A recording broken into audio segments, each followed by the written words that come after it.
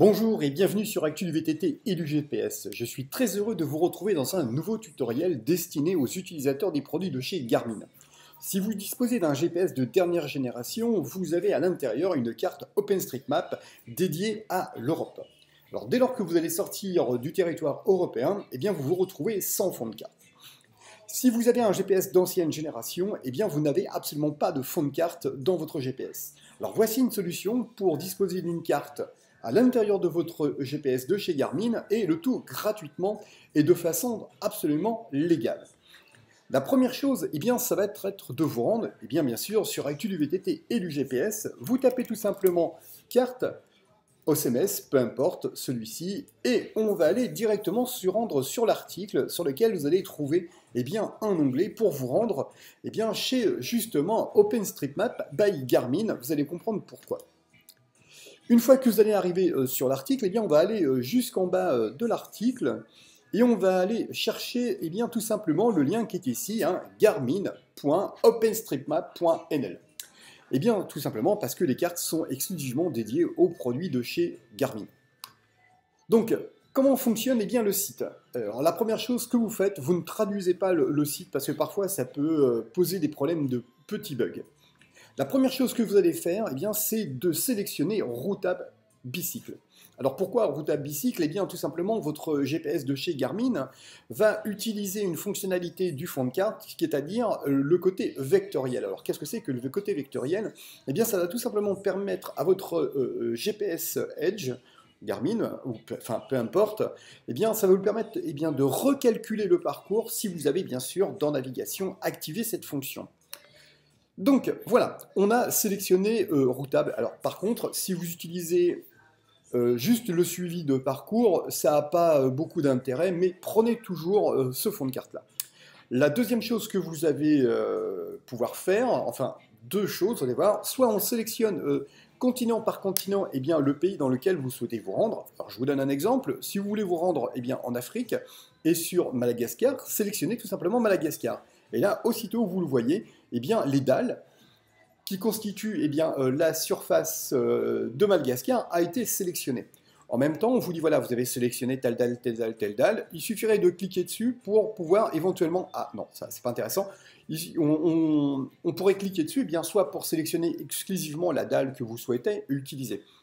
Alors, si vous ne souhaitez pas vous rendre...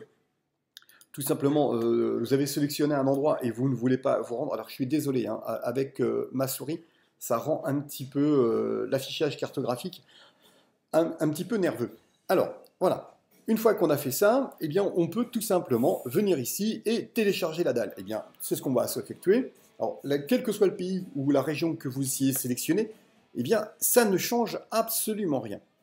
Donc là, on va venir sélectionner et aussitôt on vous propose tout simplement un ensemble d'éléments, c'est-à-dire OpenStreetMap.exe pour du Windows, pour du Linux, pour du Mac. Et nous, ce qui nous intéresse, c'est exclusivement celui-ci. On va cliquer dessus et on va le télécharger. Une fois que vous allez le télécharger, on va pouvoir l'exploiter. Alors là, moi, comme vous allez pouvoir le constater, tout simplement, mon fichier est ici.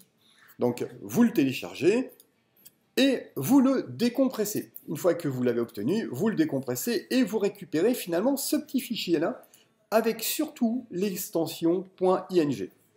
Alors ça, c'est la première étape. La deuxième étape, elle est très simple. Vous prenez une carte SD vierge, vous prenez votre GPS, vous glissez la carte SD vierge dans votre GPS, puis vous allumez votre GPS. Vous attendez que le GPS ait entièrement démarré. Une fois qu'il a entièrement démarré, vous éteignez votre GPS. Il n'y a rien de très compliqué dans cette manipulation. Une fois que vous avez éteint votre GPS, vous extrayez la carte de votre GPS et vous la rebranchez à votre ordinateur, moyennant bien sûr l'adaptateur.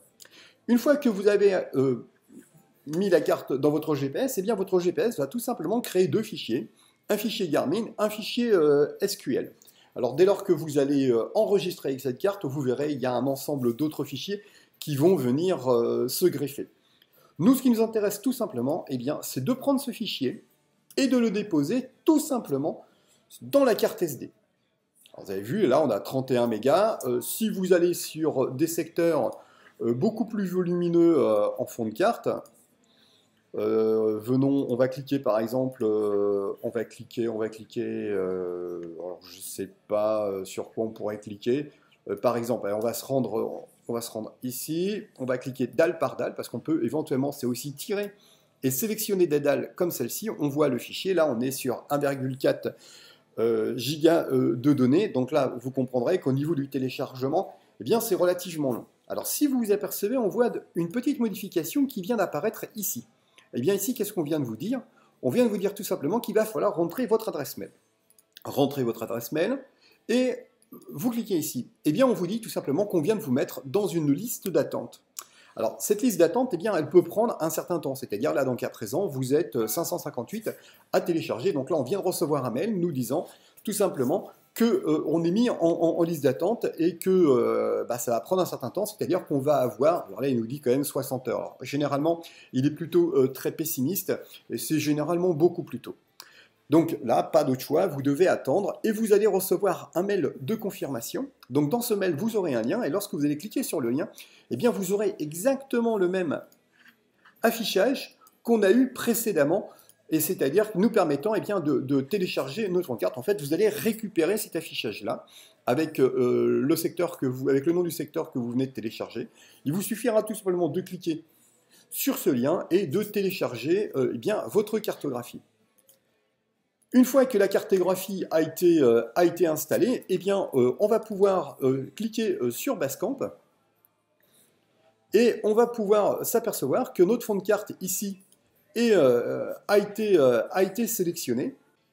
Voilà, et bien écoutez, on a bien notre fond de carte OpenStreetMap. Voilà, écoutez, j'espère avoir été très complet sur l'utilisation du site OpenStreetMap, enfin garmin.openstreetmap.nl, vous permettant tout simplement de pouvoir utiliser des fonds de carte sur votre GPS. Si ma foi, il vous reste tout de même des questions, n'hésitez pas à me contacter sur Actu du VTT et du GPS. Je vous dis à très bientôt.